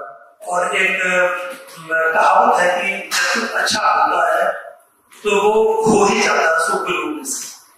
और आपके इस फंक्शन में आना एक महज इत्तेफाक था मेरा, चूंकि ये अच्छा होना था, ये हो गया। अदरवाइज शायद मैं आपके इस बात में ना तो इतने अच्छे आपकी जो सेरेमनी है ओपनिंग ऑफ योर बुक, ये शायद मिस।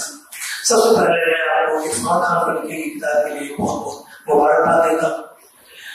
और मैं इस खुशी को बहुत ज्यादा इसलिए भी महसूस करता हूँ क्योंकि मैं भी एक लेखक हूँ और पंजाबी में लिखता हूँ। अच्छा जी, पंजाबी में एक कहावत है, मैं उसको पहले पंजाबी में बोल के उसके बाद मैं आपको हिंदी में बताऊंगा। जब किसी की के लिए दुआ की जाती है तो कहा जाता है जा तेरी उम्र लोक गीता जिली होगी। लोकगीत किसी भी संस्कृति में, किसी भी समाज में हमेशा हमेशा जिंदा रहते हैं, 100 साल, 200 साल, हजारों साल। तो किसी की लंबी उम्र की दुआ लोकगीत से की जाती है। और जब पंजाबी में कहते हैं कि किसी को श्राप देना हो तो कही जा तो अपनी माँ बोली भूल जा। जब इंसान अपनी माँ बोली भूल जाता है तो इसका मतलब होता है कि वो कौम सही रास्ते से भटक रही है और बहुत जल्दी वो अपने होने का एहसास भी करते हैं। एक बहुत खास मैं आपसे प्रश्न पूछना चाहूंगा। आज के वक्त जब बहुत तेजी से लोगों में पढ़ने का रुझान कम हो रहा है, और उसमें अगर देखें, जैसे आपने बहुत सही कहा कि सबसे ज्यादा रीडर्स इंग्लिश लिटरेचर को पढ़ने वाले हिंदी में अनफॉर्चुनेटली पंजाबी और जो पंजाबी बहुत कम पढ़ते हैं, बट ओवरऑल जो पढ़ने का रुझान कम है। तो मैं जानना चाहता हूँ कि इस कम होते रुझान में जो इतनी अच्छी अच्छी किताबें लिखी जा रही हैं, इसको ज्यादा से ज्यादा लोग कैसे पढ़ें? मेरा भी यही क्वेश्चन है। उस छोटे शहर से आए हैं, तो आज हम सुबह सुबह मेरा एक वीडियो देखा जो मैंने बीएनसी चौक के बारे में बात की। ये 10 रास्ता जो मैंने देखा ना, इसका नाम मैंने रखा है 10 रास्ता। 10 रास्ता मैंने नहीं देखा है, एक चौराहे पे 10 रास्ता है। उसको देख करके ये यहाँ आए हैं, और हाई स्कूल हम लोग सेम स्कूल में पढ़े हुए। अच्छा, तो है नहीं 2 साल सीनियर। तो जो आपका सवाल है मनमोहन जी, वो ये है कि लोग ई बुक के जरिए और मोबाइल के जरिए पढ़ाई जारी रखे हुए हैं। फॉर्म बदल गया है, किताबें अब नहीं पढ़ते लोग, अब ई बुक में पढ़ते हैं, आपके डिजिटल मीडियम में पढ़ते हैं, लेकिन लोग पढ़ते हैं। मैं अपने परिवार से उदाहरण दूं, मेरी बेटी के मोबाइल में कम से कम 400 और वो पढ़ती है, मोबाइल से पढ़ती है। तो वो कहती है मैं हार्ड कॉपी पढ़ ही नहीं पाती वो, क्योंकि लेक्चर्स को छोटा बड़ा करने का जो तरीका है इसमें है, वो किताब में नहीं। और उसका ये कहना है कि किताबें इतनी खराब छपी हुई है कि पिछले पेज के भी वर्ड्स इस पेज में दिखाई पड़ रहे हैं, वो डिस्टर्ब करता है। तो ये सारी मीडियम बदल रहा है, तो चीजें बदलेंगी। हाँ, जब ट्रांजिशन का पेज होता है तो थोड़ा सा लगता है कि दिक्कत हो रही है, लेकिन हमको डिजिटल एज में आना ही है। अब तो AI आ गया है, अब कब तक रोकेंगे? और उसके साथ चलना होगा, बेहतर हम सीख लें कुछ और उसके साथ चलें। जी सर, ये सवाल नहीं है, जवाब है। जब आपने इंटरव्यू शुरू किया तो आपने एक सवाल किया था कि मैं ये सवाल आप सबके पास छोड़ के जाऊंगा कि हमारे कोई भी हीरो का नाम मुस्लिम क्यों नहीं होता। उसके पीछे जो रीजन है वो आई होप आप हमारे साथ जरूर शेयर करेंगे, but for your reference and for our audience reference, जवाब ये है कि अगर हम शाहरुख खान की बात करें, उनकी मूवी है माय नेम इज खान। अगर हम सलमान खान की बात करें, उनकी मूवी है सुल्तान। And then we have Veer Zara, we have Sarfarosh, and anybody can Google, and there are about 20 names जिसमें हीरो का नाम मुस्लिम है। So ऐसा नहीं है कि हम बहुत बाइस इंडस्ट्री में हैं, बट मैं जरूर जानना चाहूंगी कि ये सवाल आपने क्यों रेज किया। आपने जितने नाम दिए जी उनसे मैं वाकिफ हूँ जी, और आपसे शाहरुख खान का कैरियर याद करें, सलमान खान का कैरियर याद करें, उन्होंने कितनी फिल्में की, उनमें से आपने एक लिखा, यही रेशियो 200 फिल्म में से एक फिल्म में कहीं लिखा, ये ट्रेंड नहीं। पर इस चीज का सिग्निफिकेंस क्या है? सिग्निफिकेंस इसलिए है कि जब हम फिल्मों के कैरेक्टर के नाम रखते हैं ना, तो हम इसलिए रखते हैं कि वो ज्यादा से ज्यादा लोगों तक कंज्यूम,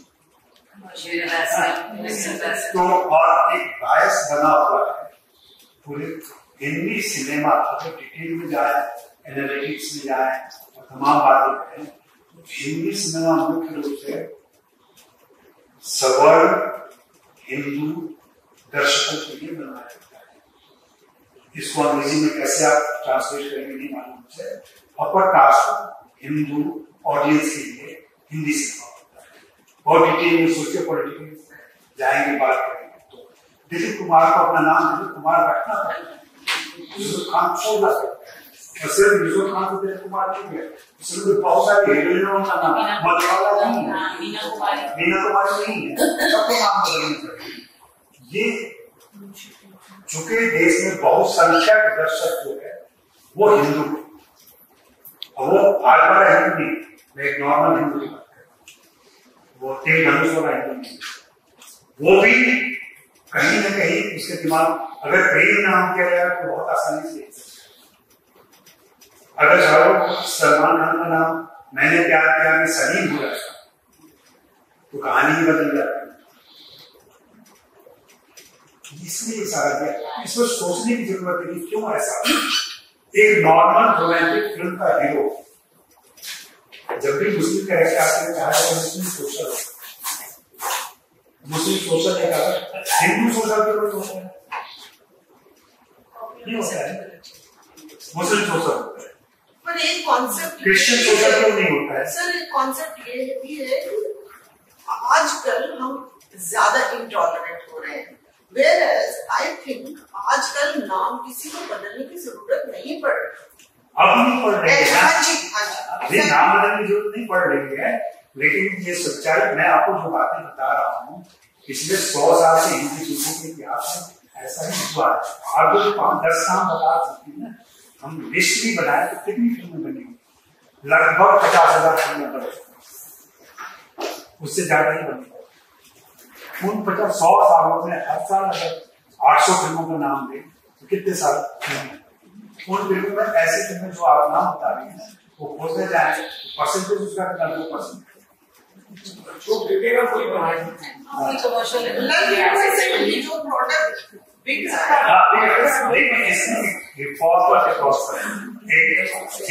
प्रोडक्ट समाज को बदलने वाले के तौर पर जब आप काम करना चाहते हैं तो सलीम तनवीर मत हो क्यों बने, आप सलीम तनवीर मत हो तो वहाँ एक आइडेंटिफिकेशन होता है एक सोसाइटी में जो सलीम नाम से रखा है उसको क्या तकलीफें होती है, या अल्बर्ट पिंटो को गुस्सा क्यों आता है, अल्बर्ट पिंटो होने की वजह से गुस्सा आता है। ऐसी फिल्में कम बनी है हमारे यहाँ मोस्टली रोमांटिक फिल्में बनती हैं, एक प्रेम आएगा, एक गाना आएगा, स्विट्जरलैंड चला जाएगा, हम सोसाइटी से बहुत कटे हुए हैं। अब जाकर के चीजें थोड़ी बहुत बदली हैं, अब बदल रही हैं, हो सकता है कि समय पर और चीजें बेहतर हो।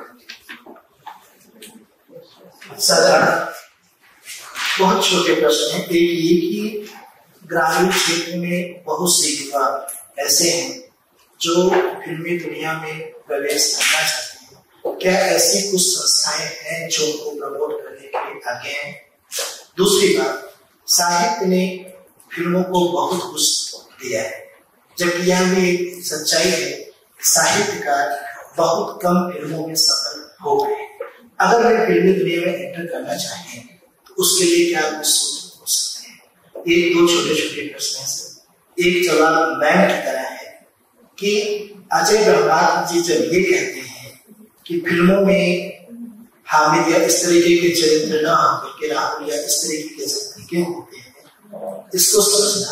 उसी तरीके से जैसे हिंदूवादी संगठन आज कहते हैं कि फिल्मों से मंदिर के दृश्य गायब हो रहे हैं, वक्रतुंड महाकाय के दृश्य गायब हो रहे हैं, मुस्लिम पात्र ही ईमानदार दिखाए जा रहे हैं, पुजारी चोर दिखाए जा रहे हैं, सवर्ण डकैत दिखाए जा रहे हैं, डाकू दिखाए जा रहे हैं। अगर सवर्ण के लिए ये फिल्म बनाई जाती तो हीरो, जबकि असली के पास जैसे जैसे प्रगतिवाद का ढांचा मजबूत होता है भारतीय परिवेश में, वैसे वैसे सवर्ण खंडाएं बनाए जाने लगते हैं और जो SC/ST कैटेगरी के लोग हैं जिसमें मिथुन चक्रवर्ती बहुत सी फिल्मों का प्रतिनिधित्व जी ये सवाल नहीं है, सवाल में दो है आपका ऑब्जर्वेशन समझ जी थैंक यू। उस ऑब्जर्वेशन पर हम लोग अलग से डिटेल में बिल्कुल बात कर सकता हूँ, लंबी बातें कर सकता हूँ उस पर, लेकिन सिर्फ जो दो इम्पोर्टेंट बात आपने पूछी कि गाँव के लोग कैसे फिल्मों में आए और दूसरा साहित्यकार और फिल्मों का रिश्ता कैसे ठीक हो, तो गाँव के लोग को फिल्मों में आने की सबसे जरूरी है। अगर आप हिंदी बेल्ट की बात कर रहे हैं तो सरकारों को प्रोत्साहन देना पड़ेगा, अपने यहाँ इंस्टीट्यूट खोलने पड़ेगा, उनको सिनेमा के इंस्टीट्यूट खोलने पड़ेगा, उनको ट्रेनिंग देनी पड़ेगी, अपने यहाँ फिल्म सिटी डेवलप करना पड़ेगा। ये सारा बहुत सारा काम प्रशासन और सरकार का है, उसकी जिम्मेदारी है। और हमारे हिंदी बेल्ट के सामने में बहुत पिछड़े हुए हैं। आज भी सिनेमा देखना माना जाता है कि गलत, और आपके परिवार में ही कहीं भी एक यंग लड़का कहे कि मैं फिल्मों में जाना चाहता हूँ तो उसकी मार पिटाई की, तुम क्यों जाना चाहते हो, जाओ इंजीनियर बनो ना, IT में काम करो, तुरंत पैसा आएगा, करोड़ों का पैकेज आएगा। सिनेमा में जाओगे 1 लाख में 2 आदमी मशहूर हो पाते हैं, इतना अनसर्टेन बिजनेस है, क्यों जाना चाहते हो? बहुत सारे टैलेंट को चल सकते हैं। साहित्यकार और फिल्मों में ये एक कहावत सी बन गई है कि साहित्यकार फिल्मों में सफल नहीं होता है।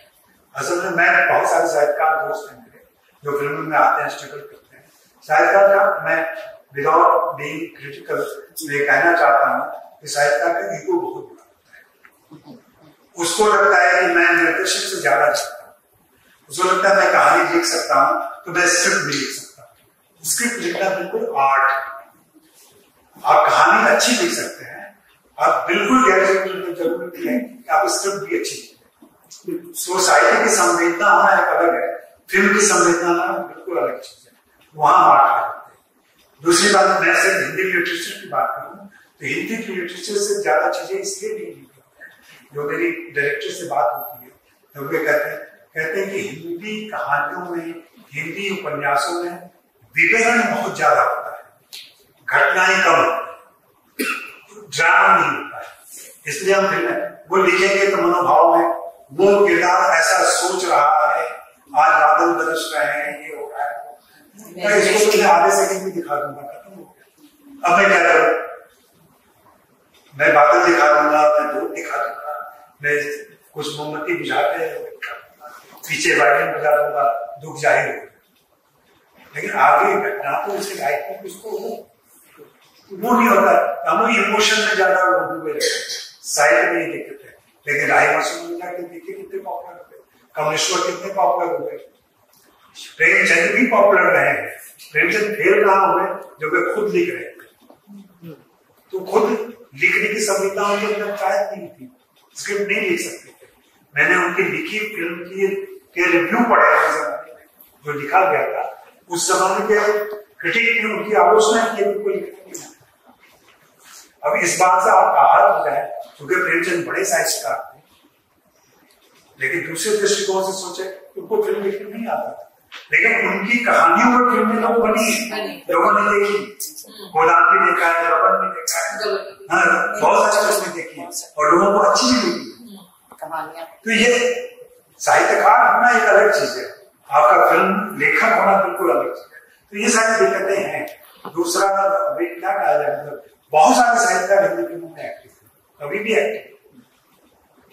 संजय चौहान जिन्होंने 5 सिंह तोमर इनकी फिल्म लिखी हुई, वो खुद साहित्यकार रहे और साहित्य से फिल्मों में आए। ऐसे बहुत सारे लोग साहित्य से फिल्मों में आते हैं, काम करते हैं। बहुत रेयर होता है कि आपको गुलजार मिले जिनसे आप निर्देशन करा ले, फिल्म लिखवा लें, गाना लिखवा लें। जी ऐसे बहुत कम लोग, वेरी रेयर। जाहिर सी बात है, 1000 साल बेलूरी पे होती है, तब कहीं होता है चलने की खबर पैदा, तो ऐसे जिलाओं में बहुत कम है। तो ये चीज सिलसिला चलता रहेगा बातचीत, आप इजाजत दें कि वे मंच पर आए और लेखक को स्मृति चिन्ह भेंट करें।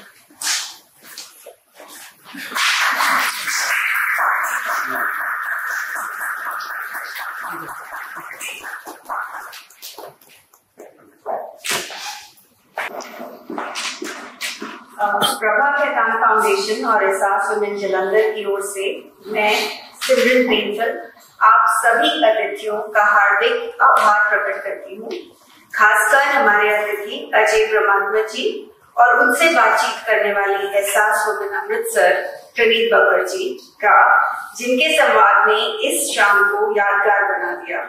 हम अपने प्रायोजक Shree Cement, hospitality partner Rajsingh hotel Jalandhar और मीडिया पार्टनर दैनिक जागरण के भी आभारी हैं।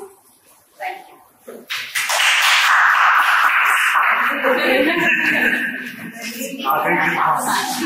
यू।